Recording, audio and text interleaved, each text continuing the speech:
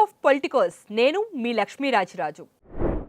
CM ఎక్కడుంటే అదే రాజధాని అని జగన్ చేసిన వ్యాఖ్యలకు సీఎం చంద్రబాబు కౌంటర్ ఇచ్చారు. జగన్ సీఎం అయితే పులివెందుల లేదా బెంగళూరు ఏపీ రాజధానులు అవుతాయా అని ప్రశ్నించారు.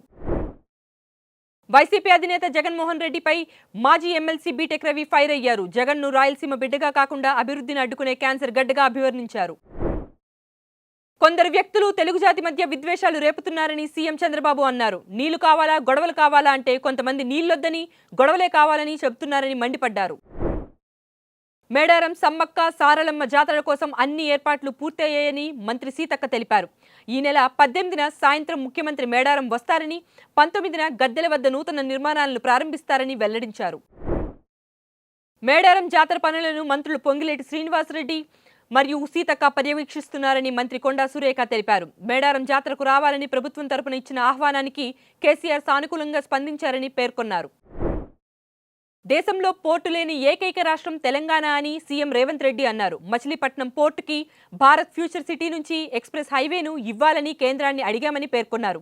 తెలంగాణకు పోర్టు కనెక్టివిటీ రావాలంటే ఏపీ సహకారం అవసరమన్నారు. రెబల్ స్టార్ ప్రభాస్ నటించిన రాజాసాబ్ మూవీ భారీ అంచనాల మధ్య ఇవాళ థియేటర్లో రిలీజ్ అయింది. హారర్ కామెడీ జోనర్లో వచ్చిన ఈ మూవీ అందరినీ ఆకట్టుకుంటోంది. అయితే ఈ మూవీ ఓటీటీ హక్కులను జియో హాట్స్టార్ సొంతం చేసుకుంది. తమిళ నటుడు విజయ్ నటించిన జననాయకన్ సినిమా యూనిట్ కు మద్రాస్ హైకోర్టు డివిజన్ బెంచ్ లో షాక్ తగిలింది. ఈ సినిమాకు యూఏ సర్టిఫికేట్ ఇవ్వాలన్న సింగిల్ బెంచ్ ఆదేశాలపై డివిజన్ బెంచ్ స్టే ఇచ్చింది. తదుపరి విచారణ ఈ నెల 21కి వాయిదా వేసింది.